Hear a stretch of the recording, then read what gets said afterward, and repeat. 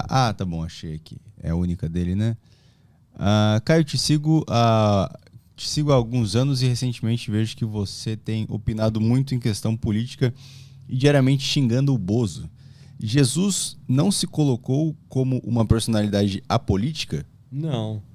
Não existe essa condição apolítica na face da Terra.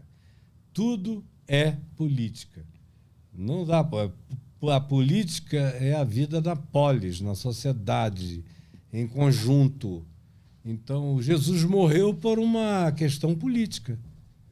Jesus morreu porque os líderes políticos acharam que Jesus esvaziava o poder político deles, que dependia da estrutura religiosa, como eu expliquei no início, dos arquétipos de religião e poder político constituído. A morte de Jesus foi uma morte política, foi um julgamento político praticado pelos romanos, que não queriam julgá-lo nem matá-lo, com a imposição do Sinédrio, do Knesset de Israel, formado por acadêmicos, sacerdotes e as figuras mais ilustradas daquela sociedade. Alguns não queriam a morte, mas a maioria queriam matá-lo. Por quê? Porque diziam, se a gente o deixar livre, o mundo inteiro vai segui-lo, a gente tem que acabar com esse cara. Depois que ele ressuscitou Lázaro, e o que criou-se em Jerusalém da parte daquele grupo que definia o establishment era aquela obsessão pela destruição dele. Então os apóstolos todos morreram mortes políticas. Paulo foi decapitado por Nero, Pedro foi crucificado de cabeça para baixo, segundo a tradição, também por Nero. Todos os outros, Tiago, irmão de João, foi decapitado por Herodes, uma morte política. João, o apóstolo, foi banido na ilha de Pátimos, que era uma ilha para exilados políticos. Por que o evangelho é político? Porque o evangelho não tem o pudor de denunciar a mentira, venha ela de quem quer que venha. Então, por exemplo, quem falou aí que está me assistindo há muito tempo, não está. Porque eu estou batendo nisso desde garoto. Eu já me converti, olha, quando eu tinha 4 anos de idade, eu já tinha um discurso político. O meu avô foi deputado estadual, foi prefeito 2 vezes, foi chefe de polícia, foi vice-governador, foi governador no Amazonas. Então, eu cresci ouvindo isso em casa. Meu pai era advogado de senadores, disso, daquilo outro. Nunca quis se candidatar, mas tinha um potencial político enorme. E aí, eu cresci entre Plínio Coelho e Gilberto Mestrinho, há quase 70 anos atrás, em Manaus. E a família diz que eu subia num banquinho com 4 anos e eu ficava dizendo: esses Gilberto Mestrinhos são todos ladrões, esses Plínios Coelhos são todos ladrões, e o povo ria. Eu nunca consegui não ver a política acontecendo diante de mim. Eu nunca quis participar, fui convidado para essa formalidade política. Mas eu sempre achei que a minha melhor participação política era de fora disso, com a liberdade profética. Então o Bozo é um garoto que apareceu na política nacional há pouco tempo atrás, embora eu o conheça insano e asno desde 1983. Sempre foi essa mesma coisa. Agora, no tempo da ditadura militar, eu falei demais dos generais, o pessoal ficava apavorado. Às vezes eu ia pregar em Brasília, no auditório Petrônio Portela, auditório da Câmara, do Senado. Desde novinho que eu era convidado para pregar, para participar de grupos, para falar para aqueles auditórios cheios, de gente de todos os tipos, inclusive generais, almirantes. Meu próprio sogro era um almirante. Aquilo lotava de gente de todo tipo. Eu abri Isaías, Jeremias e descia o pau na injustiça social, no arbítrio da ditadura, nos desaparecidos. Tinha pastor como o reverendo Adair Sandoval, que ainda vive lá em Manaus. O outro era o Pereirão, que já faleceu. Que iam, me levavam para esses eventos e saíam de lá apavorados. Cai, você acaba preso um dia desse. Nunca estive nem aí. É quem não me conhece é que vem dizer isso. Agora, eu vou morrer pregando um evangelho que incide sobre a vida humana. E a vida humana acontece no ambiente da polis, da cidade, da sociedade, da política. O evangelho é contra a injustiça. As causas e as pautas de Jesus são todas sociais, portanto, são todas políticas também. Quando ele fala para libertar pobres, abrir os olhos aos cegos, tirar os presos injustamente, socorrer os necessitados, vestir os nus, alimentar os famintos, o que é isso? Senão uma pauta política. Ela pode não ser partidária, como a minha não é, mas política ela nunca deixou de ser e nem deixará de ser. Os apóstolos morreram todos, como eu já disse, por razões de natureza política.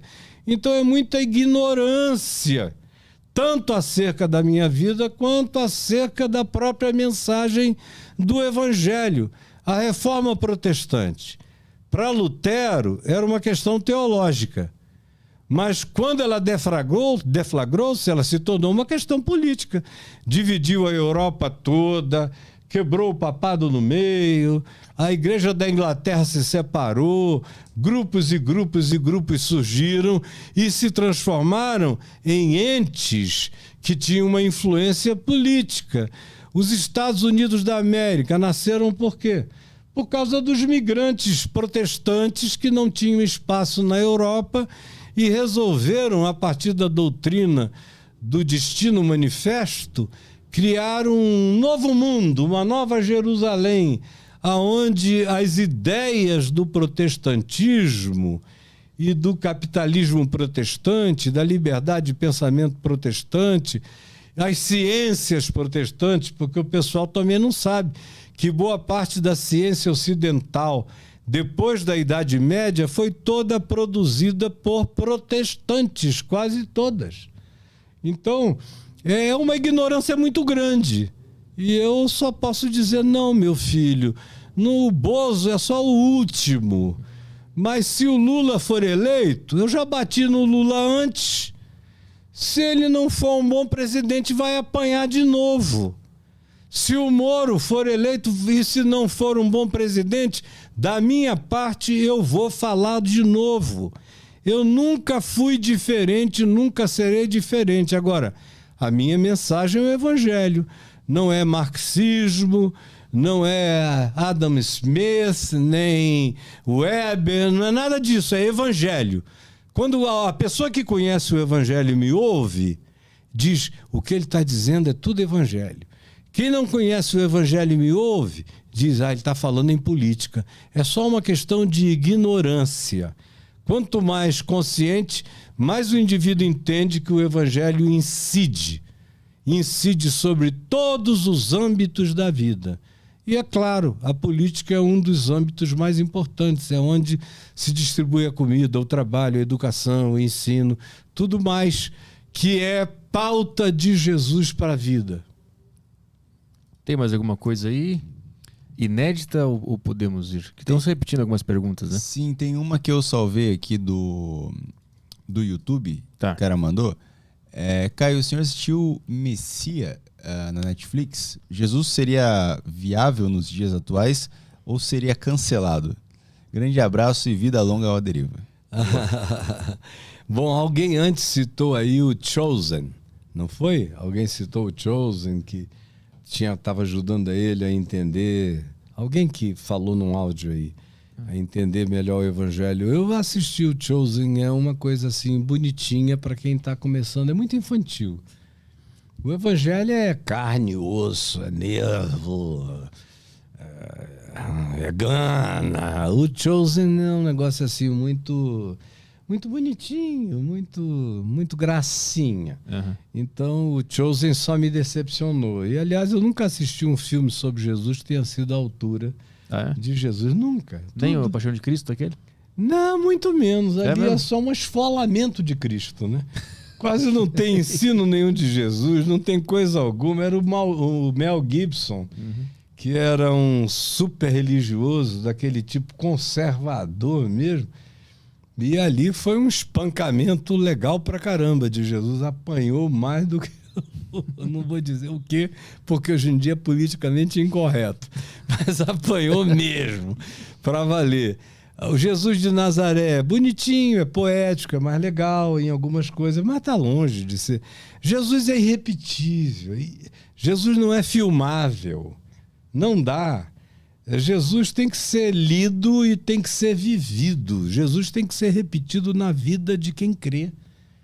Uma coisa que as pessoas não entendem é que Jesus intentou que cada nova geração de discípulo fosse de novo a primeira geração. Então, eu olho para Paulo, é meu irmão. Mas eu não tenho nenhum culto a Paulo, a Pedro, a ninguém, são só irmãos. Eles sabiam de coisas que outros não sabiam, mas hoje em dia eu sei um monte de coisas que eles não sabiam. Hoje em dia eu entendo um monte de coisas sobre o mundo, o universo, que eles não tinham nem como acessar naquele tempo. Então, Jesus quer que cada nova geração pegue o evangelho, o incorpore, o viva e o aplique às dimensões de cada nova realidade. E é assim em todas as dimensões da vida, é assim no aproveitamento de todas as ciências, que não devem ser desprezadas, devem ser filtradas e ver o que não é bom, como Paulo disse, tem-se que examinar todas as coisas e reter o que é bom. E aí você se torna um ser polimorfo, você se torna um ser sem limites, quando você vai vivendo assim. Agora, eu nunca deixarei de opinar sobre quem faz mal ao ser humano. Um cara que vem, que é contra a vacina, vai apanhar de mim e eu vou enfiar a vacina na bunda dele enquanto eu puder. Não tem jeito, é um idiota, cara, é um idiota, quanto mais. Eu não quero prejudicar o Aderiva, nem que vocês percam aqui qualquer... Eu assumo a responsabilidade. O idiota sou eu, não é o Aderiva. Agora, meu Deus, um Trump da vida, Deus me livre, um Putin da vida. Ele e os filhos do Putin. Meu Deus, é um horror aquilo ali. A gente só está assistindo calamidade para todo lado. Eu vou ficar calado? Não, eu oro contra aquela barbaridade, eu falo contra, eu falo com Deus a respeito daquilo, e olha que é perigoso. Quando você começa a falar com Deus a respeito das coisas, coisas acontecem. Coisas acontecem. Eu vejo coisas acontecerem que o pessoal nem acredita. Essa semana eu vi um milagre assim acontecer na minha cara, um impossível. Todo mundo dizendo, já era. Eu falei, não, só acaba quando termina. E olhe lá, porque às vezes ressuscita dos mortos. Botamos o joelho no chão e clamamos. Daqui a pouco a pessoa me ligou chorando. Um milagre aconteceu. Ah, o senhor não está surpreso não? Eu falei, não, eu estava orando, esperando isso. Senão não estaria orando com fé. A fé é a certeza das coisas que se esperam e a firme convicção de fatos que se não veem. Então, meu querido, o Bozo, ele é só um infeliz, muito ignorante e que tem uma presunção extraordinária. É o burro mais presunçoso que eu já conheci na vida. Tem mais alguma pergunta aí, Bianca? Ou podemos ir? Tem alguma coisa aí no YouTube interessante ou é isso aí? Fechou. Fechou?